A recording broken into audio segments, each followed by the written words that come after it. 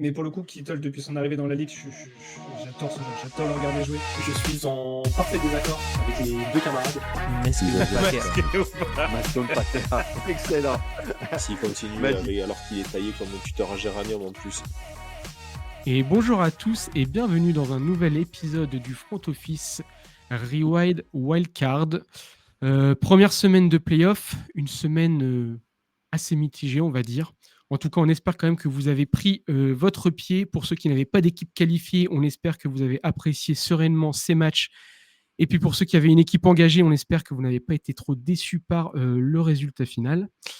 En tout cas, n'hésitez pas à le front office un peu partout. Il y a toujours cette petite bannière là maintenant qui défile. Donc vous pouvez nous suivre sur Twitter, sur Blue Sky, sur Thread, Instagram, YouTube et Twitch. Il y a d'ailleurs un live samedi dernier, 1h30 avant le début des playoffs, où PA, que je vais introniser juste après, a fait une petite apparition. Et d'ailleurs, si vous voulez retrouver, parce que je crois qu'il n'est pas sur YouTube, mais vous pouvez aller le revoir sur Twitch. C'était bien sympa, animé loin de mettre par GG et Alex. Et puis bien sûr, venez sur le Discord. Et donc j'en parlais juste avant. PA, salut, comment vas-tu ? Salut Anto, bonjour à toutes et à tous. Écoute, ça va très très bien. Enfin, on rentre dans le vif du sujet de la NFL avec les matchs à couteau tiré, avec le coup près qui est tombé déjà pour 6 équipes. On va en parler, mais on a assisté à... Est-ce qu'il y a réellement eu des surprises ? Peut-être un petit peu. Un petit peu. Mais d'ailleurs, on en parlait vite fait en off juste avant. Si tu avais un mot pour définir, je te prends un froid comme ça, un mot pour définir ces wildcards. Première mi-temps. C'est pas mal résumé. Ouais, moi, j'ai été assez déçu de mon côté. Mais bon, on aura le temps d'en reparler. Mais je crois que c'est l'avis un petit peu global. Tout le monde est resté un petit peu sur sa faim. Même pour ceux qui ont vu leur équipe se faire éliminer, c'était surtout de la frustration de leur équipe plutôt sur des non-matchs que sur une sous-performance. En tout cas, on va commencer de suite du coup. Pour vous expliquer, on va faire le topo, on va revenir du coup sur les 6 rencontres. On va parler un petit peu, mettre en lumière un top joueur, un flop joueur, et puis on va parler d'événements qui nous ont marqués durant le match, peut-être des actions ou ce qu'on a envie finalement. Et du coup, PA, je vais te laisser tout de suite commencer, et parce qu'on va parler de Chargers-Texans, le premier match d'ouverture des wildcards. Exactement. Donc avec une victoire, peut-être une petite surprise pour beaucoup, des Texans 32-12 à domicile. Et pour moi, le top du match, c'était la défense des Texans, qui, on l'avait évoqué avec Alex lors de la preview, c'était une bataille vraiment de 2 équipes très défensives. Et à ce jeu-là, c'est celle des Texans qui a gagné la partie, finalement, parce qu'ils ont provoqué pas mal de turnover, 4 interceptions sur Justin Herbert. C'est plus que ce qu'il avait réalisé durant l'intégralité de toute la saison, parce qu'il avait été à 3. Un pick six, si j'ai bonne mémoire. Et puis voilà, ça a changé vraiment complètement le momentum du match, parce qu'on avait eu le droit quand même à un match assez serré jusqu'à la mi-temps, parce qu'on arrivait à 10-6 pour les Texans. Et puis après, ça a été une longue descente aux enfers pour les Chargers, qui ont été méconnaissables, j'ai trouvé, sur ce match-là, en partie à cause de cette énorme défense des Texans. Ouais. Je te rejoins. Moi, j'avais mis les Chargers. J'espérais que sous Harbaugh, ça allait donner un nouvel élan. Mais au final, je m'étais pris des petites notes sur mon téléphone pendant les matchs. Et sur la finalité, je m'étais mis pour les Chargers. Staley, Harbaugh, finalement, même combat. Au final, on a l'impression... voilà, ça fait une saison à peu près solide, en tout cas sérieuse. Du côté des Chargers, et puis ça fait caca culotte en playoff, et notamment Herbert en playoff, parce que quand même le joueur a un talent quand même de fou. Il a battu quand même plusieurs records en tant que jeune QB, et par contre là en playoff ça donne rien. On se rappelle quand même la belle désillusion la dernière fois que Herbert et les siens sont allés titiller les playoffs, c'était avec cette fameuse, si on peut se permettre le mot, remontada des Jaguars. Donc là, ça fait un match où ils se font remonter d'une façon historique, et puis un non-match finalement de leur part, parce que oui, entre le premier quart-temps et puis le quatrième quart-temps, en fait, il ne s'est rien passé du côté des Chargers qui se sont fait allumer. Moi, j'avais souligné en top joueur, j'avais mis, et ça rejoint finalement ton analyse et ce que vous aviez dit, j'avais mis Will Anderson, qui a été quand même incroyable, qui est fait. Parce que pareil, cette année, on parlait des Texans qui étaient, allez, on va dire, plutôt décevants, en tout cas avec moins de hype que l'année dernière, moins surprenant. Mais il y en a un qui a fait quand même une belle saison encore et qui a tenu aussi la baraque côté défensif, parce qu'il fallait le souligner, l'apport de la défense des Texans cette année a quand même été... C'est plutôt du côté offensif qu'on a été déçus, j'ai l'impression, côté Texan.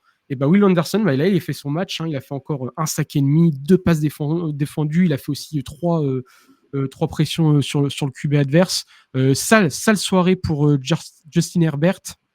Et comme tu l'as dit, ça fait une victoire presque facile pour les Texans. Moi, je pensais qu'il allait avoir un match beaucoup plus serré que ça. Et moi, vraiment, je voyais la victoire des Chargers à l'expérience, on va dire. Tu vois. Ouais, mais je suis assez d'accord. Et, ils menaient 6-0 à la fin du premier quart, mais c'était 2 field goals. Tu vois, si déjà tu arrives à mettre un touchdown, en fait, ils ont manqué de réussite au début du match, et parce qu'ils écrasaient vraiment, pour le coup, les Texans au début du match. Ils ont eu un manque de réussite, ils n'ont pas réussi à mettre plus de points, ce qui a laissé finalement Houston dans la course. Et puis, il y a eu un touchdown, ils ont commencé un petit peu à douter. Il y a ce field goal sur la fin de la première mi-temps, et puis après, ça allait de mal en pis. Donc, on parlait de la défense, toi, de le côté, Will Anderson, et moi, le côté défense, pass rusher. Les cornerbacks, Stingley et Lassiter, ça a été un sacré haut niveau. Lassiter qui est rookie, il a été pris cette année, et Stingley, ça fait un petit peu plus longtemps qu'il est dans la ligue. Ça a été monstrueux, ce qu'ils ont montré là sur le terrain. On va pas empiéter sur la preview des prochains matchs, mais ça peut donner un super match la semaine prochaine. Oui, d'ailleurs, on peut le dire, parce que les Texans, on va dire, qui se sont lancés réellement dans ce match au milieu du second quart-temps. C'est là à peu près où ils se sont réveillés, et aussi où Stroud... Alors Stroud, il a bien, je trouve, il a bien relevé la barre, parce qu'il a quand même fait des passes et puis des erreurs de choix stratégiques assez immondes, mais il a gardé quand même la tête froide, et il s'est relevé, il a réembarqué toute son attaque avec lui. Mais alors attention, parce que ils vont affronter les Chiefs. Ils laisseront pas passer autant de fautes, les Chiefs, en tout cas. C'est pas les Chargers. Et d'ailleurs, du coup, t'en parlais du backfield défensif des Texans. Il y a quand même une chose à retenir, moi j'ai l'impression, côté Chargers, et heureusement pour Herbert, parce que ça lui a fait quand même ses stats, McConkey quand même. Heureusement qu'il était là. McConkey, pour dire, c'est 14 targets, 9 réceptions, 197 yards et 1 touchdown. En vrai, t'enlèves les 9 réceptions de McConkey et le touchdown, Herbert, il a des stats, c'est le néant absolu là. Ouais, c'est vrai que le touchdown, il arrive un petit peu comme ça. On s'y attend pas vraiment. C'est une très mauvaise défense de Miles Bryant, le cornerback. Mais oui, heureusement qu'il était là, parce qu'effectivement, Herbert complète 14 passes. Il en fait 9. McConkey en prend 9. Donc, c'est vrai qu'à côté, c'était violent. C'est là où on s'est aperçu aussi qu'il manquait un receveur. Quentin Johnston, on en avait parlé en tant que Factor X. Il a capté 0 ballon. Il visait 5 fois, 0 ballon, et il est passé à côté de son match. C'est dommage, parce que c'est pas l'image qu'ont montré les Chargers pendant la saison. Mais oui, ça a été un match très, très, très compliqué de leur côté. Ouais, non, mais tout à fait. Oui, parce que au final, on se disait qu'avec Arbroath, ça allait beaucoup jouer au sol. Là, pour le coup, il y a 32 passes tentées et pour 18 courses.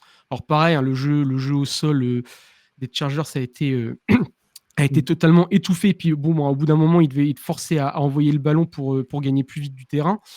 Mais voilà, heureusement que McConkey, pour le coup, il termine du coup cette saison magnifiquement. Voilà, vrai numéro 1. Il y a un vrai lien avec Herbert aussi. Ça fait plaisir. Et puis voilà, sérieux, très bonne saison. Premier match de playoff, pareil. Il n'a pas peur. Il est là. D'ailleurs, il était tout seul. Finalement, il n'y a que lui. Donc heureusement. Donc bravo. Ouais. Est-ce que tu as quelque chose à rajouter ? Non, après moi, dans ma déception, hormis Herbert, puisqu'on Mhm. on en a beaucoup parlé, et ça fait sens de toute façon, vu le match qu'il a sorti. Il n'a pas été aidé par sa ligne offensive, hein. J'ai l'impression que ça a été un peu une thématique pour pas mal d'équipes perdantes. Mais Joe Alt et Rashawn Slater, ils ont vraiment pris le bouillon contre Anderson et Hunter, hein, vraiment tout le match. Et Herbert, il avait la pression quand même, je trouvais qu'il lui arrivait en plein dans le casque et très ou trop rapidement. T'en parlais, le jeu de course a été complètement annihilé. C'est pas pour rien, c'est que la D-line des Texans a vraiment pris le dessus.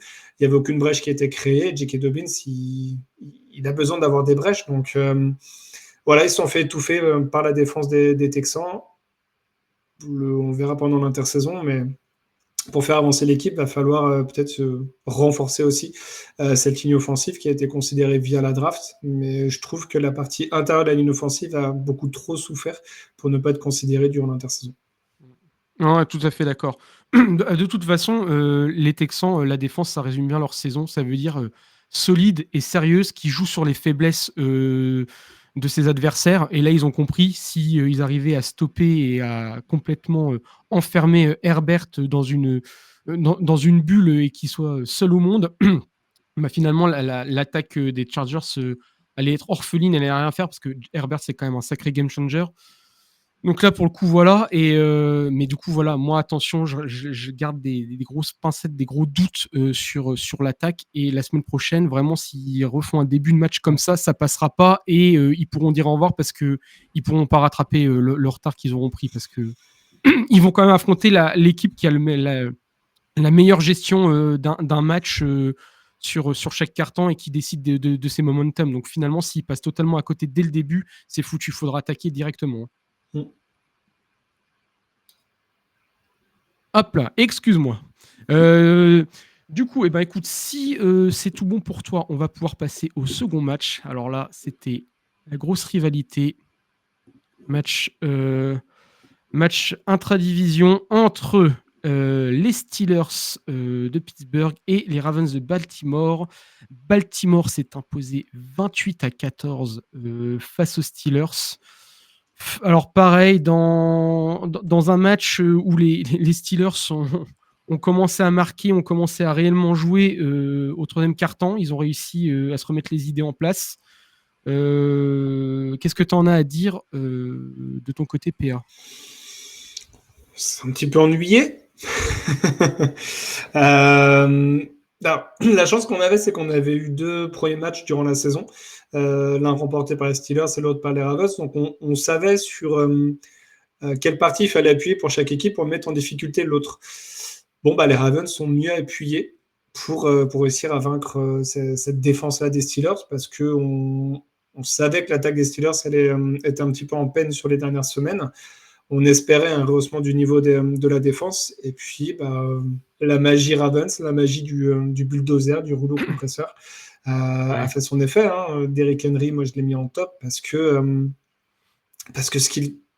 pour tout ce qu'il a apporté depuis le début de saison, et ce qu'il a apporté encore une fois sur ce match, 186 yards rien qu'à la course, 2 touchdowns, encore une énorme course de 44 yards qui clôture, je dirais, un petit peu le match parce qu'il y avait un semblant de remontée de la part des Steelers, il ne faut pas l'oublier, ils reviennent à, ils reviennent bien. Hein. Ouais, ils reviennent à 21-14 et on se dit, là, il y a quand même un petit truc, il y a un petit match. Et puis, il met ce long touchdown de 44 yards. Donc, qu'est-ce que tu veux faire, quoi? Tu as eu l'impression que les Ravens ont mis 21 points en une mi-temps, puis ensuite ils ont géré, ils ont accéléré quand ils ont vu que peut-être on va se remettre à l'abri.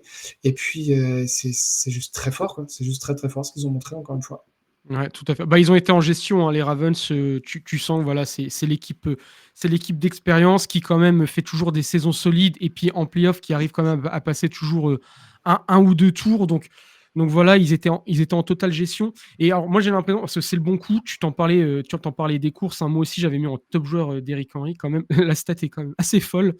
Pour les yards au sol, les Ravens en sont à 299 quand Pittsburgh en fait 29. Donc là, voilà, il y a un gros problème. Moi, tu vois, en flop, j'ai mis justement ce duo parce que on parlait quand même, les Steelers, ils avaient un bon jeu de course. Même les saisons d'avant, ils se reposaient un peu sur ça parce qu'au niveau QB, vu qu'il n'y avait personne pour lancer un ballon correct à Pickens, finalement, on se reposait beaucoup sur la course. On avait un beau duo, Najee Harris et Jalen Warren. Et puis, on a fait arriver cette saison, on a fait arriver Arthur Smith, voilà, qui pareil était quand même plutôt au niveau coach offensif, plutôt bien calé au niveau du jeu au sol. Et là, il ne s'est rien passé. Donc, gros point d'interrogation. Et pour le coup, à l'inverse, j'ai l'impression que ça a été presque un des meilleurs trades. Henry, finalement, Henry, j'ai fait la bourde. Décidément. Henry, voilà, Stroud, Henry. Non, donc Henry apporte quelque chose à Jackson et inversement, en fait, parce que Jackson, on le sait, c'est une menace aussi au sol. C'est un gros coureur, voilà, il peut sortir de sa poche et puis taper des gros gains à la course. Et finalement, voilà, tu as cette double menace. Tu sais pas si c'est Henry ou si c'est Jackson qui va prendre le ballon, parce que pareil, Jackson, il fait encore, je crois, 86 yards. Ouais, 81 yards à la course. Il n'a pas eu besoin de forcer, très propre à la passe, 16 sur 21, 175 yards, 2 touchdowns et 0 interception. Donc finalement, tu sais jamais dans quel sens le ballon va partir. Est-ce que ça va être le bulldozer ou alors un peu plus de finesse, bien qu'il soit quand même sacrément physique, Jackson. C'est pas un tuteur à géranium comme dirait Doug, à l'inverse d'un autre QB qui court. Mais donc voilà, on sait pas à quel moment qui va porter le ballon et qui va apporter ce danger. Et j'ai l'impression que les Steelers ils se sont retrouvés un petit peu démunis sur ça. Et alors pareil, là, je reparle de mes notes de vieux, là j'ai fait mes notes et à la fin j'ai marqué quelque chose et je crois que c'est GG ensuite qui l'a mis sur le Discord. Et c'est vrai qu'il faudra en parler. On en parle et moi le premier, on souligne tous les ans Mike Tomlin, magnifique, 17 saisons d'affilée en positif pour les Steelers, c'est tout. Mais c'est vrai que le bilan en playoff, c'est pas la même pour Tomlin et son escouade.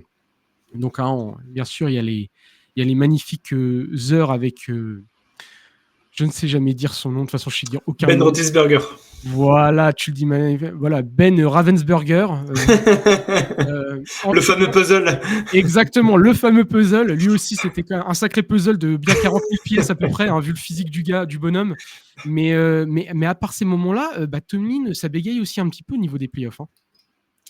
Oui, je pense que chez les supporters des Steelers, ça commence à gronder aussi un petit peu. C'est bien d'avoir l'équipe en playoff, effectivement. Ça fait de nombreuses années aussi que l'équipe termine en saison régulière en positif, mais ils n'ont pas gagné un match de playoff depuis 2016.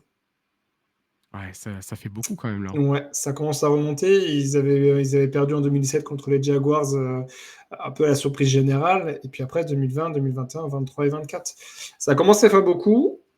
Ils sont jamais favoris dans ces matchs-là aussi, depuis 2020. Donc je dirais que les pronostics sont assez respectés. Mais je sais pas. Le coach en lui-même, il est excellent, il n'y a pas de souci. Et ce qu'il fait année après année après année, effectivement, maintenant, je ne peux pas, moi, me sortir de la tête que c'est aussi lui qui construit l'équipe.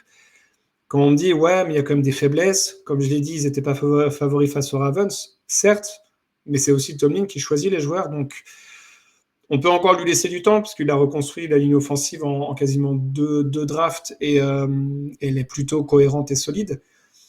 Maintenant, je trouve quand même qu'il y a des trous dans l'effectif qui ne sont pas comblés depuis de nombreuses années. C'est lui qui avait gardé Matt Canada en coordinateur offensif. C'est lui qui a choisi Arthur Smith.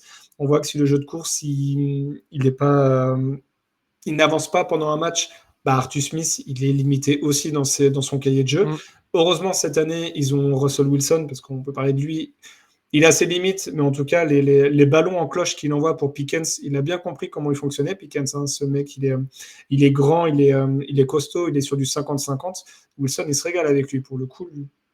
Pickens, lui, n'a rien à se reprocher sur ce match-là. Il a vraiment fait un très bon match. Mais voilà, c'est assez limité, je trouve, offensivement. Et quand TJ Watt, il n'est pas à 120%, la défense, elle a un petit peu de mal à suivre. Ils ont récupéré Patrick Quinn à la dernière free agency qui vient des Ravens. Il n'a pas été très très bon. Alors, on a appris un petit peu plus tard qu'il était malade, mais il est un peu passé au travers, je trouvais, sur la longue course de Derrick Henry. C'est lui qui est fautif. Ouais. Donc voilà, il y a des limites dans l'effectif. L'effectif est bien en saison régulière. Je pense que ce qui leur permet aussi d'être constamment positif, c'est la faculté qu'a Tomlin à remporter les matchs de division. Donc ça leur octroie finalement 3-4 victoires par saison, ce qui aide finalement pour avoir un bilan aussi positif, mais ça, ils les méritent. Mais arriver en playoff, alors, là c'était contre les Ravens, mais sur les années d'avant, c'était contre d'autres divisions et ils se faisaient aussi marcher dessus. Donc, je sais pas, peut-être une remise en cause à faire sur Mike Tomlin, peut-être pas cette année, mais ça commence à gronder un petit peu, je trouve. Bah, après, oui, voilà. Ce qui joue pour lui, c'est quand même sa régularité en saison. Ça, on peut pas lui mettre contre lui. Mais il a re-signé là cette année, je crois. Il a re-signé un contrat de 3 ans, Tomlin. Donc, je ne sais pas si de toute façon il va bouger tout de suite. À mon avis, peut-être que voilà, ces 3 ans vont être décisifs de son côté. Il va falloir aussi qu'il mette les bouchées doubles en playoff. Et non, et tu vois, c'est fou parce que quand tu regardes le match, tu te dis que ouais, il y a presque un non-match du côté des Steelers. Mais punaise, Russell Wilson, il fait son taf. 20 sur 29, 270 yards, 2 touchdowns, pas d'interception. Et même du côté des cibles, finalement, c'est peut-être plus de ce côté-là qu'il va falloir aussi se poser des questions parce que les cibles, elles arrivent à capter les ballons. George Pickens, il est à 5 sur 5, 5 targets, 5 réceptions. Najee Harris, 3 targets, 3 réceptions. Van Jefferson, 2 targets, 2 réceptions. Ils arrivent à capter les ballons, mais c'est après, en fait. Ils n'arrivent pas à gagner ces fameux yards après réception. Ils n'arrivent pas.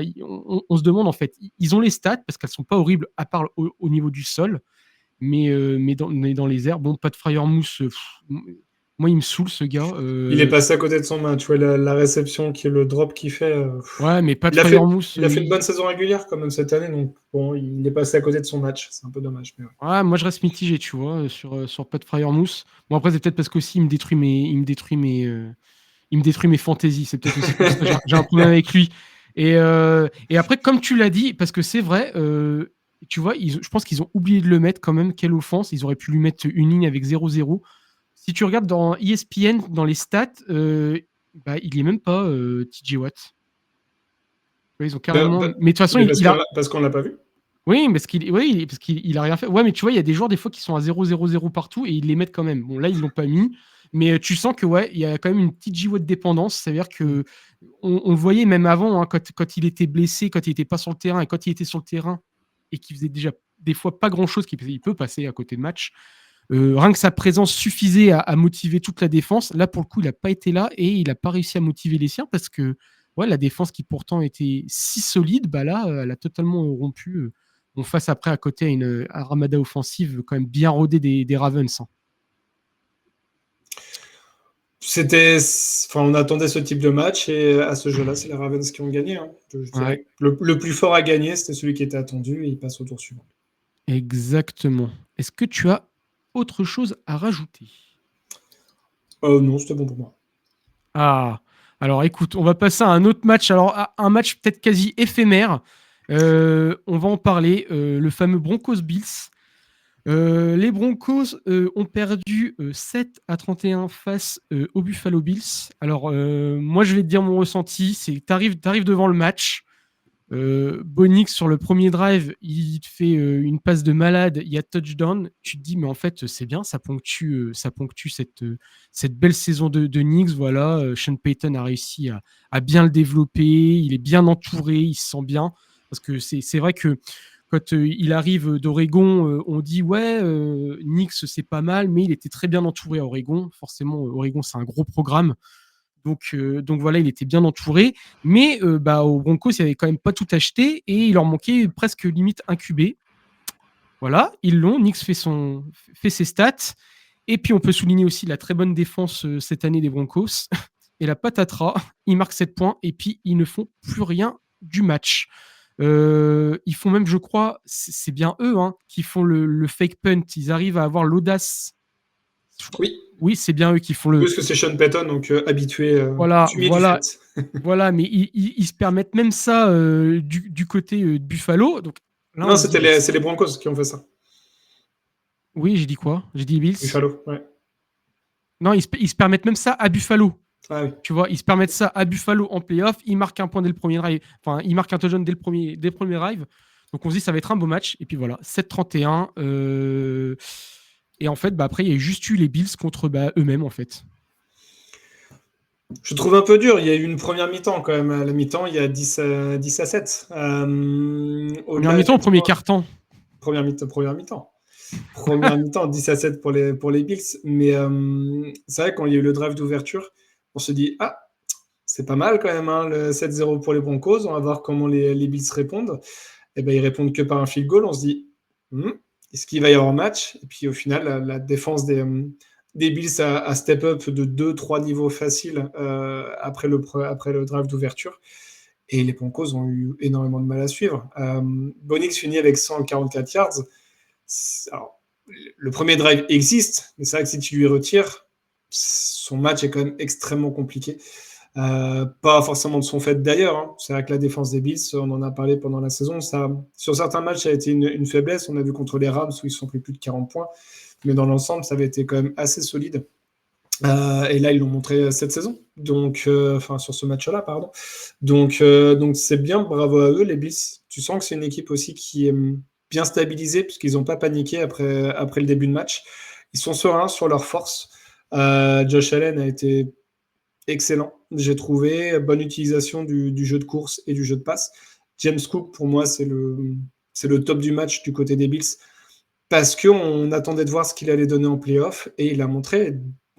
J'ai trouvé même d'ailleurs qu'ils l'ont beaucoup utilisé en première mi-temps et un peu moins en deuxième, ça a un peu plus tourné, parce que le score était fait et qu'il y avait possiblement besoin de le reposer, ou je sais pas, mais 23 portées sur l'intégralité du match, c'est pas énorme, et il est à 120 yards.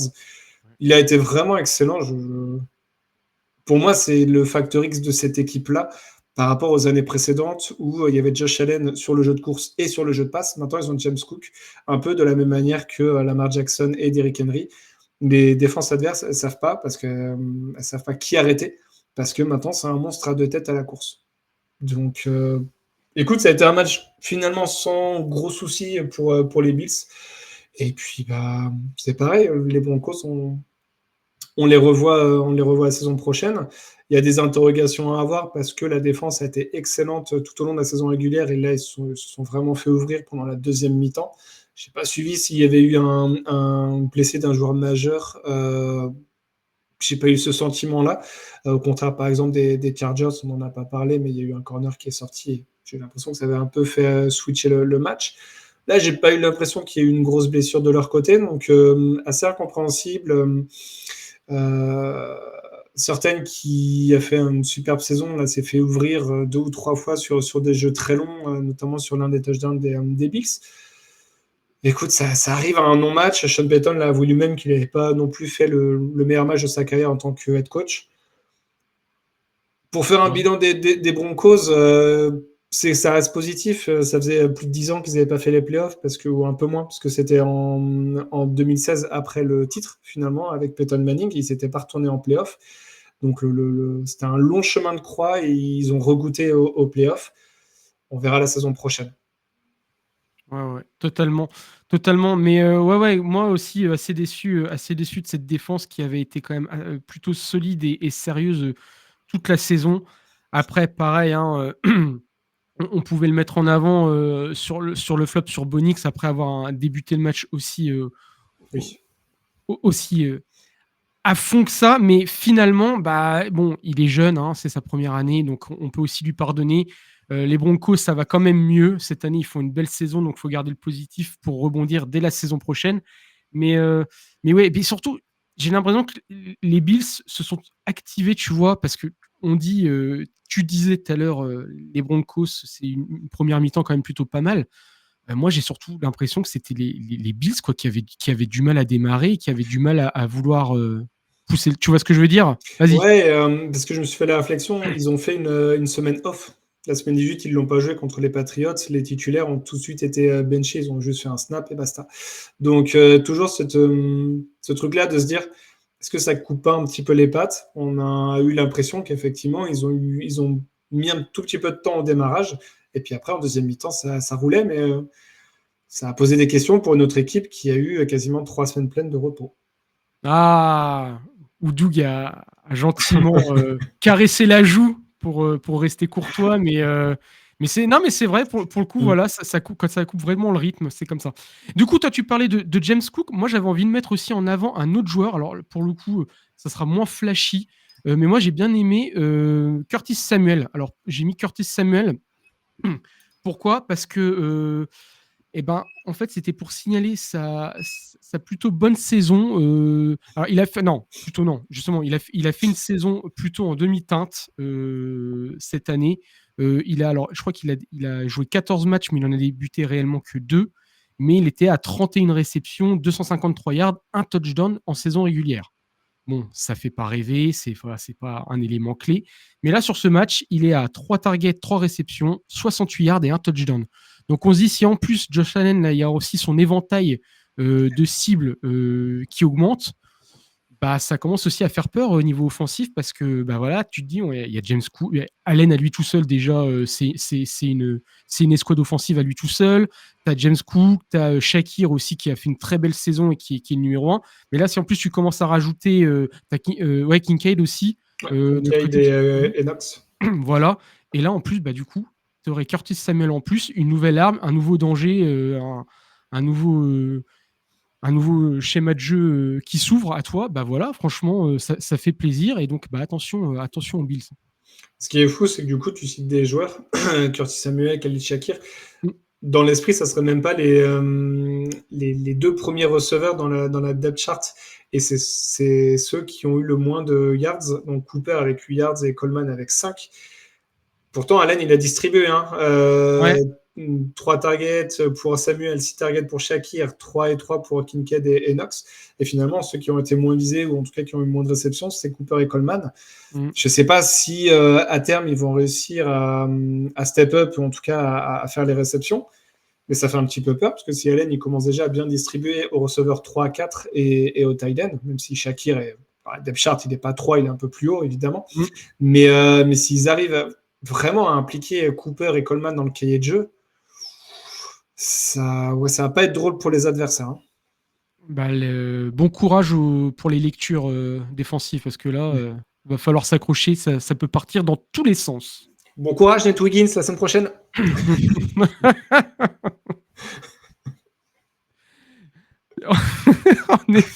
En effet. On sent un peu de moquerie, non? Un petit pic comme ça envoyé. C'était gratuit, c'était cadeau. Écoute, Nate, si tu nous écoutes pas, on se reverra l'année prochaine pour une meilleure saison. Ah, écoute, ben voilà, le mot est passé. Est-ce que tu avais quelque chose à rajouter? Ou bon, non, on peut passer à la NFC. Eh ben exactement, regardez, c'est magique, paf, on passe à la NFC, et du coup, on va passer au match Packers-Eagles. Un match qui s'est terminé en 10 pour les Packers, 22 pour les Eagles. Alors, un match aussi spécial, un peu compliqué. Est-ce que tu as quelque chose à dire ou pas? Parce que alors, moi, j'ai cru que tu avais commencé en disant le match qui a commencé ou qui s'est fini au bout de 10 secondes quand il y a eu le kick-off et le fumble récupéré par les Eagles. Je me suis dit à partir de là, bon, bah le match il est déjà un petit peu fini. Quoi, hein. Merci Keshon Nixon, mais tu nous as un petit peu cassé la dynamique du match, j'ai trouvé. Parce qu'on était tous un petit peu hype. Moi, en tout cas, je l'étais, parce que je voyais les Packers avec un bon niveau. Des Eagles encore avec quelques, je trouve, un peu incertitudes et qui n'ont pas été levées après ce match-là d'ailleurs. Mais effectivement, tu as le kick-off, tu essaies de remonter le terrain, ok, tu as un petit dynamisme, tu fais le fumble, derrière il y a touchdown pour les Eagles. Le soufflet est très vite retombé. Heureusement que ça ne se jouait pas au Lambeau Field parce que je pense qu'on aurait entendu vraiment un énorme silence d'un coup. Donc voilà, ça a un peu, je trouvais, un petit peu tué le match dès le début. C'était un peu dommage. Ouais. Bah non, mais tout à fait d'accord. Même moi, je trouvais au niveau défensif, les Packers, c'était pas ça. Alors que j'avais trouvé qu'ils avaient mis quand même beaucoup plus de pression toute la saison. Et là en plus, Jalen Hurts revenait de son... Il avait un processus de commotion. De commotion, ouais. Il est revenu après. C'était 2-3 semaines, je crois, 2-3 semaines de. Donc, il était pas non plus, je pense, à 100%. Il devait revenir en plus comme ça contre un gros match. Hein. Pour moi, c'était une des plus belles affiches Packers-Eagles. Franchement, je l'attendais beaucoup. Love a été, on pourra aussi en parler, a été plutôt catastrophique pour rester très, très poli. Et non, et en fait, les Packers, ouais, tu l'as dit, en fait, ils ont commencé avec cette grosse erreur, ils se sont pris les points, et en fait, ils ont bégayé, et ils ont commencé à jouer et à produire quelque chose de, on va dire, de logique, de sérieux, et quelque chose avec un vrai plan, en fait, qu'à partir du 4e quart-temps, mais en fait, c'était déjà trop tard. C'était déjà trop tard. Non, on a eu l'impression qu'ils ont eu du mal, eux aussi, à rentrer dans leur match. Alors, on savait aussi que Jordan Love avait eu une blessure sur la semaine 18. Pareil, ils ont perdu Watson, qui s'est fait les ligaments sur la semaine 18. Leur receveur numéro 1, finalement, on ne sait pas qui est numéro 1 au sein des Packers. C'est peut-être aussi ce qui leur a posé problème sur ces playoffs-là. Mais à côté de ça, je te trouve un petit peu dur sur la défense des Packers parce que, en tout cas, en première mi-temps, ils ont su arrêter les Eagles, hormis le touchdown, mais parce qu'ils partent sur leurs 30 yards, ce qui n'est jamais évident pour commencer un match. En plus, derrière, ça fait punt, field goal. Qu'est-ce que tu veux faire? Je trouve que la défense a joué son rôle du côté des Packers. Quand en première mi-temps, tu as un punt, tu as un fumble, et 2 interceptions, c'est quand même compliqué derrière de réussir à arrêter l'équipe adverse, et pourtant, je trouve qu'ils l'ont plutôt bien fait. Donc oui, en deuxième mi-temps, ça a été un petit peu plus compliqué, et en même temps, ils ont aussi été lâchés par l'attaque, je trouve. Parce qu'à côté de ça, je sais pas ce que tu penseras, mais j'ai pas trouvé les Eagles non plus sidérants. Tu vois, je te disais qu'il y avait des inquiétudes ou des incertitudes côté Eagles. De mon côté, le jeu à la passe des Eagles ne m'a absolument pas rassuré non plus. Alors, tu le disais, Jalen Hurts, il a été absent pendant plusieurs semaines suite à sa commotion.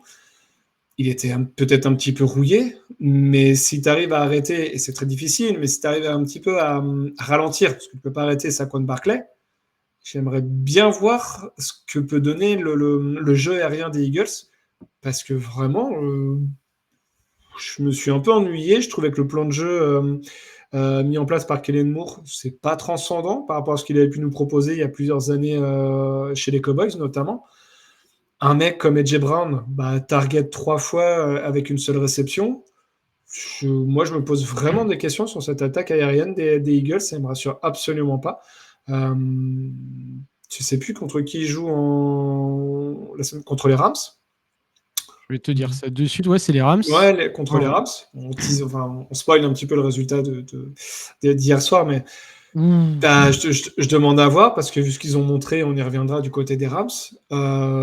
C'est loin d'être gagné pour les Eagles. Heureusement qu'ils ont une défense qui, là, sur ce match-là, a été vraiment extraordinaire. À voir ce que ça peut donner sur la suite des playoffs. Mais ouais, je suis pas du tout rassuré par le niveau des Eagles actuellement. Et heureusement qu'ils ont une très bonne défense, et pour du côté de leur avantage aussi, peut-être heureusement que Love n'était pas à 100% non plus. C'est sûr. De toute façon, moi, Love, là, pour le coup, on parlera aussi d'un autre QB plus tard, un petit peu plus tard. Je crois que tu as un peu spoilé déjà avec les Rams, n'est-ce pas?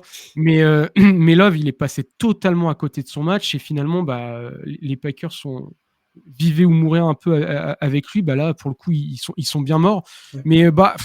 Mais les Eagles, j'attends de voir, parce que tant que tu as un Saquon Barkley aussi XXL, ok. Après, oui, à voir du côté des receveurs, parce que Hurts, pour le coup, il revient de blessure, enfin, il revient de protocole et tout, donc il fallait qu'il se remette dans le bain. Justement, peut-être, heureusement, qu'il est passé par la case Green Bay en méforme pour se remettre un petit peu à l'endroit. Après, oui, tu l'as dit, tu l'as souligné, c'est surtout, je pense, aussi du côté de ses receveurs. AJ Brown qui n'a pas fait son match, mais apparemment, il était très absorbé dans son livre, là, le bord de terrain. Je ne sais pas ce qu'il lisait, mais apparemment, ça avait l'air d'être très intéressant, son livre. Donc, peut-être pour ça aussi. Mais c'est surtout la défense qui a été monstrueuse. Donc voilà, si l'attaque se remet en marche comme en saison régulière du côté des Eagles, et qui garde ce niveau défensif aussi prenant, attention. Beaucoup aimé Nolan Smith. Nolan Smith Jr., ce qu'il a fait sur ce match, hein, il est à deux sacs, 2 pressions, et puis il a fait aussi 4 tacles en solo et 8 au total. Grosse saison après une première saison quand même très très mitigée. Là, il s'est bien relancé. Hein. Non, mais la défense, les linebackers ont quand même été bons. Ils ont perdu les Eagles, Nakobe Dean pour le reste des playoffs. Mais encore une fois, Zach Bone. Il faut que c'est un gros match. Hein. Je sais pas si on peut en parler pour le défenseur de l'année. Tu peux. En vrai, je l'ai un petit peu en tête quand même parce qu'il sort une vraie bonne saison. Il a signé qu'un contrat d'1 an avec les Eagles. Je suis persuadé qu'il y a 32 équipes qui voudront le signer, qui vont lui proposer un sacré pactole. Parce que vu ce qu'il a montré, c'est ultra impressionnant, et même encore en playoff. Donc ouais, très, très, très bonne défense des Eagles. J'ai beaucoup aimé, au contraire de Nate Wiggins, que j'ai un petit peu chambré juste avant. Il y a un autre rookie, cornerback, qui a été pris au premier tour, Quinion Mitchell. Il a fait un super match. Hein. Tu voulais dire quelque chose ? Non. Non, parce que je te voyais comme ça, là, donc je me suis dit, ça se trouve, il va encore peut-être mettre un petit tacle à quelqu'un pour le Non. Tu as le droit, hein, t'as le droit, on est en totale détente ici. On met des tacles à tout le monde de toute façon, et sinon, si t'en mets pas, Doug se chargera de le faire. Donc, tu peux y aller. Non, mais voilà, mais tu vois, alors pour faire un petit point avant de passer aux autres, tu l'as souligné, mais tu vois, pour moi, les équipes qui se sont qualifiées pour le Divisional Round, j'ai pas l'impression qu'elles se sont qualifiées parce qu'elles ont surperformé et elles ont assuré leur exercice à 100% du début à la fin du match. J'ai l'impression que c'est surtout l'équipe en face a tellement fait un non-match à chaque fois qu'en fait, ils réussissaient à chaque fois à s'en sortir par rapport au non-match de l'équipe adverse. Tu vois ce que je veux dire ? Ouais. Parce que là, après, on va parler d'un match, si je ne m'abuse, oui, c'est ça, on va parler d'un match après, beaucoup plus serré et beaucoup plus intéressant d'ailleurs, je pense, un des meilleurs matchs de ces wildcards. Mais j'ai l'impression que pour l'instant, sur ces équipes, c'est plus un méfait de leur adversaire qu'une superbe copie rendue de la part des... Bon, alors, les Bills peut-être un petit peu moins, mais vraiment, il y a eu vraiment non-match après le touchdown des Broncos. Mais tu vois, les Ravens, j'ai l'impression qu'il y a eu non-match. Les Texans, pareil. Et là, pour le coup, les Eagles aussi. Donc finalement, voilà, attention à ces équipes-là, pas vous endormir, parce que le prochain round, ça va pas être la même. On verra de toute façon la semaine prochaine de savoir quelle équipe victorieuse a finalement shut down son adversaire, ou l'équipe victorieuse qui effectivement a eu affaire à une équipe qui était en dedans sur cette semaine-là. Ouais, ça risque quand même d'être une sacrée boucherie. Il y aura peut-être plus de folie, tu vois, la semaine prochaine. Bon, on espère. On espère. Attends, pour le show, de toute façon, le show avant tout. Écoute, on va passer, en parlant de show, on va peut-être passer au match qui a tenu le plus en haleine tout le monde, non ? Je pense effectivement. Voilà, donc on va parler forcément des Commanders face aux Buccaneers. Le match s'est déroulé du côté de Tampa et 23-20 pour les Commanders. Donc là, vraiment pour le coup, un match serré. Ça s'est suivi à peu près tout le match. Et est-ce qu'on peut dire que le match s'est joué du coup sur une erreur dans sa globalité ou non ? Moi, je dirais 2. Mais pour la même équipe. Et c'est ça qui est dommage. Vas-y, je t'en prie. Pour moi, c'est directement mes événements du match. Il y a eu deux actions qui ont coûté le match aux Buccaneers. La perte de balle. Ouais, c'est le fumble de Baker Mayfield. C'est un fumble, mais en même temps, voilà, c'est une action qui est travaillée sur travail à l'entraînement. Et là, voilà, c'est juste que l'exécution n'a pas été bonne. Donc, je remets pas la faute sur tel ou tel joueur. L'exécution a juste été mauvaise et ils ont perdu le ballon. Au-delà du fumble, en plus, ils ont perdu le ballon parce que c'est un joueur des Commanders qui l'a récupéré. Donc, voilà, ça rajoute en plus une couche à cette erreur-là. Et également sur le drive des Buccaneers où ils arrivent proche de la end zone des Commanders. Ils finissent par un field goal qui les met à égalité 20 partout. Je crois que c'est sur la deuxième tentative où ils sont en deuxième et pas très très loin, deuxième et un de mémoire. Le snap de Barton, il est. Alors je pense que là pour le coup c'est une erreur de Barton, le centre. Il snap le ballon et tu vois que personne ne bouge sur la ligne offensive. Donc c'est-à-dire qu'il a snappé trop tôt. C'était un jeu de course et Bucky Irving il se fait reculer de 3-4 yards sur cette action-là. Et donc derrière, un peu plus compliqué en troisième tentative et un peu plus longue, 5-6 yards, ils ne le convertissent pas et du coup, ils sont obligés à mettre les 3 points, à mettre le field goal. Là où, deuxième et un, si tu arrives à passer sur de nouveau un contrat de 3 tentatives, déjà tu fais égrener le temps et puis tu te rapproches encore plus de la end zone. Pour moi, le fumble est dommageable parce que c'est une erreur d'exécution. Là où l'erreur du centre, pour moi, c'est vraiment une erreur de son côté, donc plus individuelle. Et c'est celui-là, le momentum, qui me chagrine le plus du côté des Buccaneers. Après, il y a le drive de la gagne, encore une fois, de Jayden Daniels, qui n'est pas son premier coup d'essai parce que sur sa saison rookie, il en a déjà fait 7 ou 8 durant la saison régulière. Donc voilà, mais effectivement, c'était un match intéressant, un match accroché. Un match un peu à pile ou face et ça s'est joué sur 2 petites erreurs. Alors une grosse avec le fumble, mais une petite erreur du snap de Barton du côté des Buccaneers, là où les Commanders ont su justement limiter ces erreurs-là. Ils ont même été audacieux. Les Commanders, ils ont tenté pas mal de quatrième tentative, si je ne m'abuse. Ils ont été audacieux. C'est une équipe jeune, voilà, qui renaît de ses cendres. On en a déjà parlé pendant la saison régulière, hein, que ce soit au niveau de l'effectif ou au niveau du staff et même encore plus au niveau des gens dans les bureaux, de tout ce qui est dirigeant, de tout ce qui est front office. J'ai plus le nom là, owner, comment on dit Propriétaire. Ouais, propriétaire, tout ça, voilà. Ça change, donc il y a un nouveau visage, et ben voilà, c'est aussi une équipe comme ça qui est dynamique, qui tente, qui ose. C'est dit, de toute façon, leur saison pour eux, elle est réussie. Tu vois, j'ai l'impression qu'ils ont joué aussi avec peut-être moins de pression parce que eux, leur saison était réussie. Là, pour eux, c'est que du bonus. Ils ont joué à fond la carte, ils sont allés à l'audace, au culot. Et puis ouais, non, Daniels, franchement, ça termine, enfin, même pas, ça termine parce qu'ils sont encore en lice pour la victoire finale. Mais voilà, Daniel, j'aime beaucoup. Terry McLaurin, j'ai trouvé qu'il a fait un très très bon match. Ouais. C'est au niveau du sol, moi, que ça m'a plus déçu. Tu vois, j'en attendais plus d'un Brian Robinson qui a sorti une très grosse saison, qui est régulier depuis 2-3 saisons, mais qui a eu un vrai impact, j'ai trouvé un peu plus, en tout cas cette année, pour Brian Robinson. Qui m'a un petit peu déçu sur ce match. C'était aussi, pour le coup, c'était, je crois, son retour à Éclair, mais voilà, pareil, un petit peu en dessous. Mais bon, au niveau du jeu aérien, ils ont fait plutôt le boulot. Et puis, au niveau défensif aussi, j'ai trouvé. Mais de toute façon, le match a été serré parce que les Buccaneers, ils ont fait leur match, ils ont été aussi sérieux. Gros match de Evans. Hein, alors ça, ils s'en sont marrés, hein, parce que forcément, les retrouvailles des deux meilleurs amis, hein, d'ailleurs, on vous dira en fin d'émission où Latimore et Evans sont allés manger après le match, bien sûr, parce qu'ils sont allés main dans la main manger tous les deux. Mais voilà, il y a eu ce duel aussi, hein, gagné par Evans pour le coup. Latimore, il a eu un petit peu de mal à couvrir Evans qui a fait un gros match. Pareil, j'ai lu 2-3 trucs. Je trouve les gens assez sévères sur Mayfield. Alors voilà, il fait pas un match exceptionnel au niveau des stats, mais il fait quand même ses stats. Il fait un petit 15 sur 18, 2 touchdowns et pas d'interception.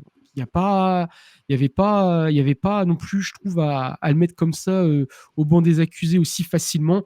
Il y a son erreur coûteuse, mais en même temps, ça peut arriver à tout le monde. C'est comme ça n'enlève rien que Tampa a trouvé son QB d'avenir. Là, je pense, après cette deuxième saison avec Mayfield, vraiment incroyable. Mais voilà, ça s'est joué sur des détails. Et je crois que c'était Doug qui le disait, hein, sur le Discord, parce que je crois qu'on lui a demandé ce qu'il en pensait. Il a dit, par rapport à la méritocratie, c'est l'équipe qui méritait le plus. Du coup, c'était par leur audace et par peut-être 1 ou 2 erreurs de moins, c'était les Commanders qui méritaient de passer. Et l'équipe la plus méritante est finalement passée. Ouais, je trouve ça dur pour Baker Mayfield, les critiques. Pour moi, il a fait un bon match. En plus, il a un highlight où il a mis par terre Bobby Wagner sur un énorme tampon qu'il Eh, met sur un jeu de course. Non, son coup d'épaule là, comme énorme. ça, hein, comme ça là. Mais on a eu l'impression que Bobby Wagner, il voulait pas, tu vois, trop l'impacter. Il a dit, ouais, c'est bon, il va se mettre au sol. Bah non, du coup, c'est lui qui a fini les fesses par terre. Il fait Mais non, surprendre. on a eu un beau match parce que moi j'ai trouvé la ligne offensive des Buccaneers un peu plus en difficulté qu'à l'accoutumée. Et Mayfield a plutôt fait un bon match. Il y a eu aussi l'historique et du coup toujours cette histoire-là entre Evans et Latimore, comme tu as dit, le fameux tampon de Mayfield contre Wagner. Non, on a eu un super match. Et puis on disait il y a eu des erreurs de la part des Buccaneers, le jeu de la pièce un peu à pile ou face. Ça s'est fait aussi du côté de Washington parce que le field goal qu'ils mettent pour gagner le match, ça fait dingue quand même. Faut s'en souvenir. Le ballon touche le poteau et ça passe au bon endroit quoi. Donc ça s'est joué à rien. Maintenant pour la suite des Commanders, et ça va être aussi amené à l'évolution du jeu de Jayden Daniels. J'aimerais bien qu'il soit un tout petit peu plus serein dans sa poche. J'avais des flashs un petit peu du Lamar Jackson de début de carrière. C'est-à-dire que le ballon était snappé. Si sur sa première lecture, le joueur n'était pas ouvert, bah, il paniquait un petit peu, ou en tout cas, il utilisait ses jambes pour échapper à la pression, et pression qui parfois n'existait pas en fait, parce que sa poche de protection était encore solide. Donc faire attention à ça, parce que ça pourra lui jouer des tours sur certains matchs en playoff ou sur les années futures, mais je pense que c'est l'évolution logique de son jeu aussi qu'il le fera s'il suit la même trajectoire que Lamar Jackson. Mais voilà, sur ce match-là, on a eu affaire à deux très bons quarterbacks, chacun avec ses qualités. Voire deux très bons receveurs aussi avec leur qualité, avec Evans McMillan d'un côté, Dyami Brown et Terry McLaurin de l'autre. Donc non, vraiment un super match de playoff comme on aime en voir et comme on en attendrait un petit peu plus, je trouve. Ouais.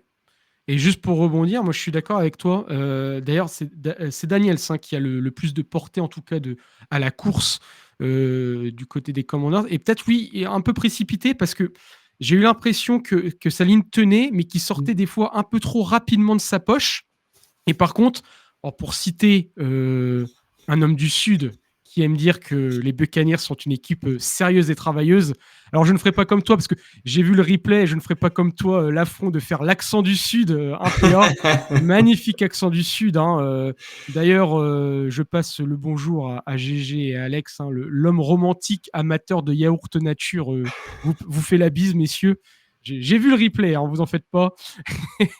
Mais en tout cas, j'ai l'impression qu'il s'attendait à ça, un peu premier match de playoff, un peu chien foufou, Daniels, et puis qui sait utiliser ses jambes. Et voilà, il sortait des fois un petit peu trop rapidement de sa poche. Et en fait, sur les côtés, en passant la ligne de scrimmage, il était attendu et en fait, ils arrivaient tout de suite à le neutraliser. Et pour le coup, Daniel, c'est 13 portées, 13 sorties, du coup, avec le ballon, 36 yards. Donc, il a bien été stoppé. Je pense qu'ils avaient bien lu de ce côté-là, les Buccaneers, le plan de jeu, alors en tout cas des Commanders, mais plus précisément en tout cas de Daniels. Oui, exactement. Donc voilà, c'était un beau match. Attention là pour le prochain, sans empiéter bien sûr sur les previews, mais prochain match c'est contre les Lions. Ça va être un sacré match. Ouais, ça va être top. Ça va être top. Ouais. Franchement, les 4 prochains matchs là, ça va être bien. Ça va être pépite, n'est-ce pas? Ouais.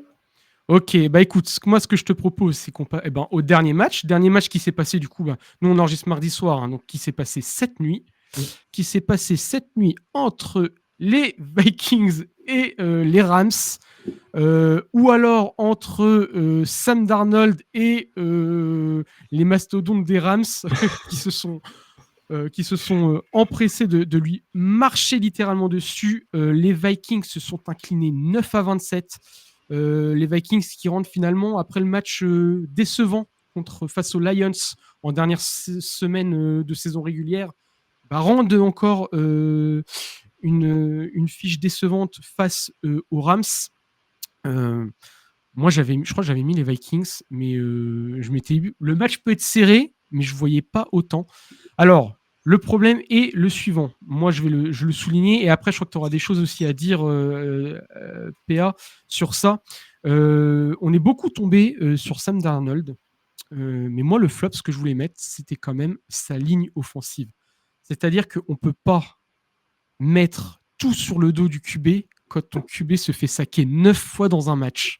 C'est incroyable comment la ligne offensive des Vikings a été littéralement un gruyère. C'est-à-dire que tu avais l'impression, même limite un snap sur deux, je ne sais pas si ça t'a fait la même impression, un snap sur deux, quand Darnold recevait le ballon, il y avait directement, à peine un quart de seconde après, il y avait déjà un mec de la D-line des Rams dans le territoire, dans la poche de Darnold. C'est-à-dire qu'en fait, Darnold, il avait absolument aucun moyen de respirer, ce qui fait qu'il s'est pris 9 sacs. Et alors, pour le coup, pour remettre dans le contexte, je suis allé regarder un petit peu les stats. Cette année, en saison régulière, Darnold, quand même, il est le 4e QB le plus saqué avec 48 sacs. Hein, le premier, pour faire un ordre d'idée, le premier, c'est Caleb Williams avec 68. Et puis, juste derrière Darnold, il y a Daniels avec 47 ou encore Herbert avec 41. Sam Darnold, il totalise donc 9 sacs pour ses playoffs pour l'instant. Le second QB le plus saqué, c'est Russell Wilson. Il n'en a que 4. Donc, il y a quand même une sacrée différence. Et je suis allé voir les stats de l'année dernière en playoff. Le QB le plus saqué la saison dernière en playoff, c'est un certain Baker Mayfield. Donc, pour rappel, hein, les Bucks, ils avaient fait 2 matchs la saison dernière et il s'était fait saquer en tout 8 fois. Donc, il faut quand même remettre les choses dans leur contexte. Il s'est littéralement fait piétiner, marcher dessus, assassiner Sam Darnold. Ça n'empêche pas qu'il a peut-être aussi pris quelques mauvaises décisions. Il y a aussi quelques mauvaises lectures. Il ne faut pas tout remettre sur sa ligne, mais il y a aussi quand même une grande partie de responsabilité de sa ligne.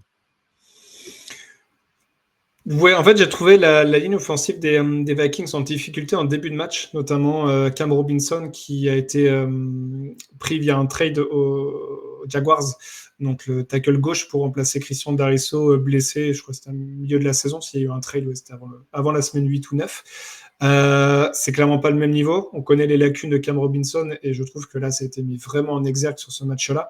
À partir du moment où Darnold ne s'est pas senti à l'aise dans sa poche, oui, il a continué aussi à prendre trop de temps dans ses lectures. Sur la totalité du match, il a subi 24 pressions. Il y a 11 de ces 24 pressions qui ont été mises après 2,5 secondes. Alors, ce cap-là des 2,5, c'est généralement le temps qu'il faut pour le QB pour lancer son ballon. Donc, c'est pour ça que cette notion-là est importante, c'est-à-dire que la moitié des pressions interviennent après les fameux 2,5 secondes. Donc, je ne veux pas totalement dédouaner Sam Darnold. J'aimerais bien voir, moi, les tapes du All-22, vraiment l'aspect terrain, vue aérienne, pour voir si les receveurs ou le running back en sortie de backfield sont démarqués ou pas, si c'est vraiment des mauvaises lectures de Darnold. J'ai le souvenir de un où c'est un corner blitz où effectivement, il ne voit pas du tout le tight end tout seul et ça aurait été un énorme gain. Donc, il se prend un sac là-dessus. Mais je sais pas, j'ai du mal à totalement le dédouaner parce qu'on voyait vraiment la poche s'écraser sur lui dès que le snap était fait et c'est compliqué dans ces cas-là. Moi, sur mon flop, en tout cas au niveau du match, j'ai Justin Jefferson pour pas effectivement mettre Darnold, mais aussi parce que sur les derniers matchs de saison régulière, notamment contre les Lions, il a été relativement absent, il a été bien contenu et ça a été la même chose sur ce match-là. Il a fait une grosse réception d'une vingtaine de yards de mémoire. Le reste du match, il a été un petit peu absent et on a besoin du côté des Vikings de voir un Jefferson présent, voire omniprésent, parce que ça permet aussi d'être de son côté double teamé et d'avoir un peu plus d'espace pour Hawkinson, pour Addison, qui sont des bons joueurs là-dessus, qui arrivent à se démarquer très rapidement. Donc, j'ai pas compris le jeu des Vikings. Ils ont été extrêmement limités sur le jeu au sol. On pourrait revenir aussi, malgré tout le talent d'Aaron Jones.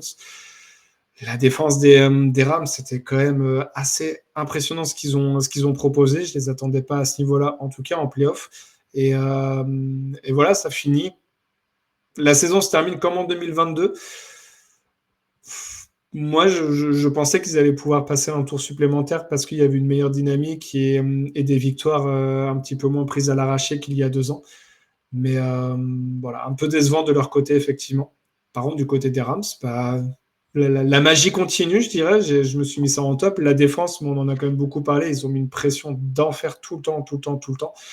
Et puis McVay, quoi. McVay, encore une fois, en play-off. McVay, c'est un petit peu le Chiefs en play-off, quoi. Tu parieras jamais contre lui jusqu'à temps qu'il perde, quoi. Donc, chapeau à lui, vraiment, depuis de nombreuses saisons qu'il est à la tête de ses Rams. Il arrive constamment à se renouveler. Il y a un moment donné où c'était Jared Goff et Todd Gurley qui menaient l'attaque et c'était vraiment exceptionnel. Ça partait dans tous les sens, ça mettait des 30-40 pions. Et là, ils arrivent à clôturer un match avec seulement 9 points pris contre une des meilleures attaques de la ligue. Le mec est juste trop fort, quoi. Vraiment, il arrive à très bien s'entourer alors qu'il perd des coordinateurs ou des assistants constamment, année après année. Il arrive toujours à performer, c'est juste incroyable. Et je me faisais cette réflexion. Heureusement pour les autres équipes et heureusement pour la Ligue que les Rams n'ont pas eu de premier tour sur les 10 dernières années. Parce que là, ils ont eu un premier tour, c'est Jared Verse. Le mec va probablement être rookie défensif de l'année. Il a encore fait un super match. Putain, heureusement que pendant 8 ans, ils n'avaient pas de premier tour, parce que sinon, ils auraient explosé la Ligue sur les 8 dernières années, quoi. Donc, c'est une franchise qui est extrêmement bien menée par le front office, c'est les Schneid, je crois que c'est ça. Le general manager. Oui, c'est ça. Ouais. Et puis par le head coach. Donc, écoute, on verra sur le prochain tour. Mais c'est extrêmement impressionnant ce qu'ils ont proposé. Surtout quand on connaît aussi toute la difficulté que rencontre la ville de Los Angeles actuellement. On a l'impression qu'ils avaient un supplément d'âme sur le terrain. Et c'était ultra impressionnant. Ouais, le match s'est bien déroulé du coup au SoFi Stadium. Il y avait encore des. C'était à Arizona. Ah, c'était à Arizona quand même. Ouais. Ils l'ont joué à Arizona. Ah oui, non, mais vas-y, moi j'ai vu le logo des Rams, oui, mais ils l'ont mis parce que forcément, normalement, il devait être à domicile, donc. J'allais dire, moi dans ma tête, j'étais tant mieux, il joue, mais en fait, non, pas du tout. Il joue pas du tout au SoFi Stadium. Autant pour moi, mais à coup pas. Mais en tout cas, oui, c'est sûr que ça donne un élan parce que oui, la Californie et Los Angeles sont touchés par des feux intenses, mais en tout cas, ouais, moi, pareil, McVay, incroyable, c'est un des meilleurs. Il sait se renouveler, il sait bricoler aussi des fois avec ce qu'il a, parce que pareil, les Rams entre la retraite de Donald et puis des blessures et puis des joueurs soit vieillissants ou des jeunes chiens fous qu'il faut aussi bien coacher, parce que des fois ça peut partir dans tous les sens. C'est vraiment un coach fédérateur, un coach qui n'hésite pas aussi je trouve, à casser ses plans de jeu, parce que voilà, c'est peut-être aussi l'effet jeunesse, il reste pas campé sur ses positions, il essaie de toujours innover, et au final, ouais, les Rams, on les attendait pas à ce niveau-là. C'est beau, c'est sérieux. Offensivement, ça fait mal. Là, défensivement, ils montrent qu'ils peuvent aussi faire très mal. Non, c'est incroyable. C'est incroyable. Et puis, toujours mené par Stafford. Stafford, franchement, les années passent, mais toujours aussi bon en tant que chef d'orchestre, j'ai l'impression. En plus, bien épaulé par un Kyren Williams qui est vraiment partout pour le coup. Moi, je l'avais mis en top player pour ce coup-là, parce que vraiment, au niveau des courses, il a fait 16 portées, 76 yards, et il se permet même de faire 3 réceptions sur 3 targets sur lui, 16 yards, et de marquer un touchdown à la réception. Donc vraiment, un très bon joueur, une très belle pièce aussi, qui, je trouve, est montée en puissance toute la saison. Il y a toujours Higbee, Nakua, incroyable. Ou alors Cup, il a fait qu'une réception, mais quelle réception! Il a fait sur les fesses en mode breakdance. Là, il a fait une meilleure prise de hip-hop là que les cons là au JO là. La femme là, qui dansait, l'Australienne là, qui dansait. Enfin, vraiment incroyable. Donc non, vraiment attention. Et du coup, tu le disais tout à l'heure, tu disais que tu l'avais un peu spoilé, mais et sans non plus marcher sur les previews. Mais attention du coup aux Eagles d'être à fond, parce que si les Rams sont à fond autant offensivement que défensivement, faudra aussi être bon des deux côtés des escouades, côté Eagles. Ouais. Oui. Pour pouvoir remporter le match côté Eagles, il y a intérêt. Ouais, parce que les Rams, ils vont être costauds, c'est des sacrés clients, et puis eux aussi, j'ai l'impression que personne les attendait, peut-être même eux. En tout cas, ils ont l'air de jouer avec sérénité. Ils ont quand même de l'expérience. En tout cas, McVay et puis quelques gars avec lui ont de l'expérience du dernier Super Bowl. Donc franchement, non, incroyable. Incroyable. Ça peut passer encore un tour. Moi, ça me choquerait pas. Non, après, sur ce match-là, ils ont aussi eu beaucoup de réussite, alors qu'ils ont provoqué, bien sûr. Mais bon, le call qui a été appelé par les arbitres sur un fumble retourné par les Vikings, et finalement, ils ont dit que c'était une passe incomplète. Bon, j'ai encore un petit peu de mal là-dessus. Je ne pense pas que ce soit un fumble, parce que j'ai l'impression qu'il y a quand même un mouvement de la main. mais le texte est clair pour le intentional grounding. Pour moi, c'est clairement ça.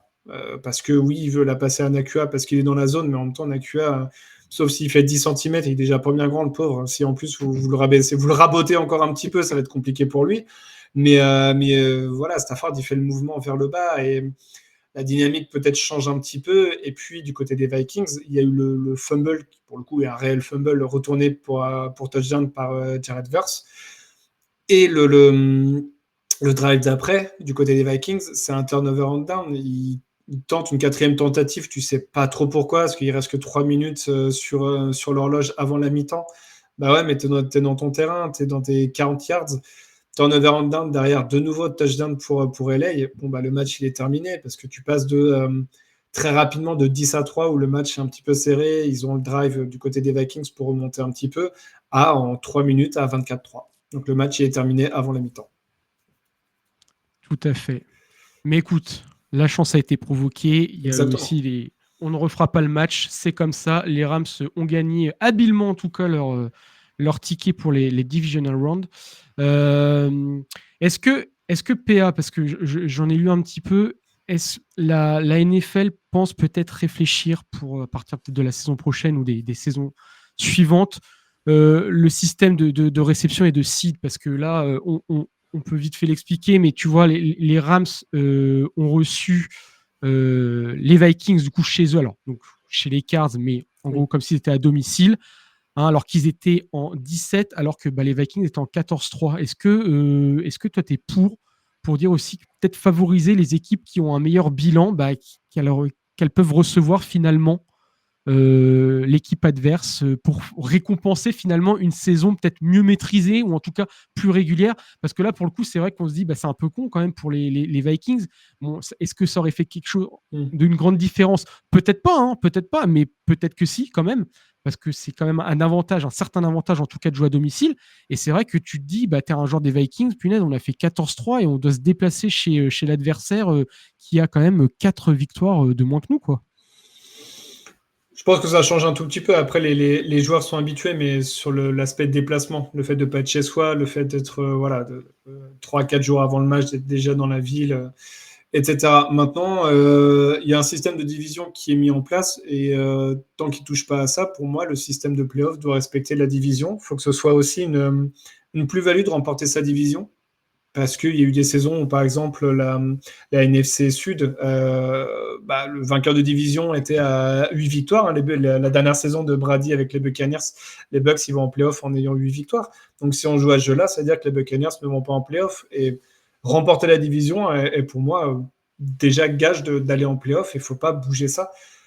Et ils doivent recevoir à domicile. Si les Vikings avaient remporté le dernier match contre les Lions, ils auraient été first seed et ils auraient eu une semaine de repos. Donc, la NFL est un peu comme la NBA finalement. C'est normalement des sports assez mouvants. C'est-à-dire que les équipes sont censées niveler leur niveau de par la draft parce que plus ton bilan est mauvais, plus tu vas avoir un choix de draft et donc normalement un joueur d'impact parce qu'il sera pris très haut à la draft. Ces équipes-là, ils arrivent aussi à drafter très bien sur des 2e, 3e, 4e tours. C'est comme ça que leurs équipes sont construites. Voilà. Tu peux avoir le meilleur bilan possible et finir 2e de ta division. Le système, il est fait comme ça et pour moi, faut pas y toucher parce que c'est rendre grâce aussi à ceux qui remportent la division et les divisions sont fluctuantes. En début de saison, on n'aurait pas dit les Rams premiers de la div, on aurait dit plutôt les Niners, avec quasiment le first seed en bagarre peut-être avec les Lions. Tout peut changer et rien ne dit que les Vikings l'année prochaine, ils ne seront pas en 3-14, tu vois. Donc, logiquement, il y a des certitudes qui font qu'ils ne le seront pas, mais normalement, c'est mouvant. Donc, pour moi, il faut rendre grâce à ceux qui remportent la division. Non, mais plutôt d'accord, mais en tout cas, bon, je ne sais pas si c'est des critiques. Et donc la NFL a essayé de faire taire ça un petit peu en disant oui, on va regarder, on va voir, pour vous prendre un truc tel nos plus grands politiciens, même ici en France. On vous embrasse à l'Élysée, bien sûr. Mais en tout cas, ouais, ça peut quand même poser des questions. Mais oui, c'est vrai que le système est fait comme ça. Et avec le système de draft aussi, tu le disais, là, tu parlais sport de préau, je crois. NBA. Mais bon, c'est ça, c'est les sports américains. Moi, c'est pour ça aussi que je trouve que les sports américains sont quand même plus intéressants, rien qu'avec ce système-là, avec les drafts, avec le système de récupérer le meilleur joueur pour la plus petite équipe, c'est toujours plus intéressant. Ça permet de renouveler. Il y a pareil pour la NHL, pour le hockey. Le baseball, c'est un peu plus compliqué parce qu'ils passent dans des ligues mineures pendant des années. C'est un autre délire. Et puis ils ont 52 tours de draft, une connerie comme ça. Oui, ils ont 52 tours de draft, ils ont 190 matchs dans la saison, c'est n'importe quoi. C'est toujours plus. Et 175 de chewing-gum dans la bouche aussi. Hein. Regardez un match de baseball, vous ne serez pas déçus par la vision de vache, en tout cas. Bon, est-ce que tu avais quelque chose à rajouter ou pas, PA ?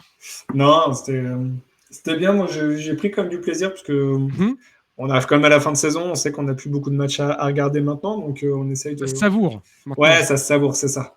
Même s'il y a eu quelques matchs moins indécis après la mi-temps, c'est pour ça que je rigolais sur le fameux première mi-temps. Il y a eu quand même beaucoup de matchs où en première mi-temps c'était assez serré, puis après une explosion en deuxième mi-temps. Mais écoute, on va attendre maintenant le Divisional Round avec grande impatience parce qu'on a des superbes affiches. On vous concocte des previews sur l'AFC, NFC, où on ne sait pas trop comment on va faire d'ailleurs. Ça va être ultra intéressant. Ouais. Non, mais tout à fait. Mais oui, tu as bien raison de le dire. C'est vrai qu'en première mi-temps, c'est serré. Mais forcément, quand le match commence, les deux équipes sont à 0-0. Donc forcément que c'est serré. Hein. C'est Captain Obvious, on m'appelle, hein, tu sais. Donc... c'est ça, hipster obvious, un truc comme ça. C'est ça. Bon, en tout cas, on vous rappelle du coup, comme la semaine dernière, il y aura donc 2 previews. Hein, une preview AFC et une preview NFC, donc qui couvrira les 4 matchs, donc les Texans contre les Chiefs, les Commanders face aux Lions, et puis du coup en NFC. Non, ils ont mélangé. La NFL a travaillé cette semaine, bravo. Ils ont fait un lance-CD incroyable, mais oui, j'allais dire. Et du coup, les Rams face aux Eagles, et puis pour clôturer, les Ravens face aux Bills. Et les horaires aussi vont changer un petit peu. Hein. Vous ferez attention pour ceux. On vous fait le programme télé. Hein. Le dimanche, ça commencera à 21h et pas à 19h. Mais le deuxième match à minuit et demi, le dimanche soir, donc ça, c'est plutôt cool. Ouais, c'est plutôt cool. Sauf si vous êtes boulanger et que vous vous réveillez à 3h du mat. C'est nickel. Vous n'avez même pas besoin de dormir. Voilà. N'hésitez pas, pour tout conseil recrutement, allez envoyer un mail à PA. Ne dormez pas. Votre CV, racontez n'importe quoi, c'est parfait. J'ai eu tous mes passes comme ça a très bien fonctionné. Donc écoute. En tout cas, on vous prépare ça. Donc deux previews avant ce week-end. Et c'est comme ça que l'épisode du coup va se terminer. PA, un grand merci à toi. Merci à tout le monde et puis vivement les prochains matchs de playoff. Vivement et savourez, il y en a encore moins et c'est bientôt la fin. On s'approche de plus en plus du Super Bowl. Attention, et après, on aura 6 bons mois de sevrage. Ça sera magnifique. On sera tous excités devant le combine alors que tout le monde s'en fout finalement. On sera content de voir des mecs en short courir. Vraiment, ce sera parfait, quoi. En tout cas, n'hésitez pas, toujours la petite bannière, suivez-nous, @lefrontoffice sur Twitter, X, Blue Sky, Twitch, YouTube, Discord, Instagram. J'essaie de lire le truc, mais je me suis perdu. Thread. Bref, suivez-nous partout. N'hésitez pas aussi à venir dans le Discord pour discuter, pour échanger. Il y a des membres de l'équipe qui sont très, très actifs. Spoiler, ce n'est pas du tout moi. Je ne parle jamais, je crois. Mais on a à côté mon camarade, lui, il est très, très actif en tout cas. Il discute et il n'hésite pas à échanger. Mais n'hésitez pas aussi à venir commenter, à venir poser vos questions, à venir donner votre avis aussi peut-être sur les matchs en commentaire. Et puis à nous retrouver, que ce soit en live ou en vidéo ou en podcast dans vos oreilles en tout cas. Et encore merci. Bonne soirée, bonne journée suivant l'heure à laquelle vous écoutez ce podcast et vive le football.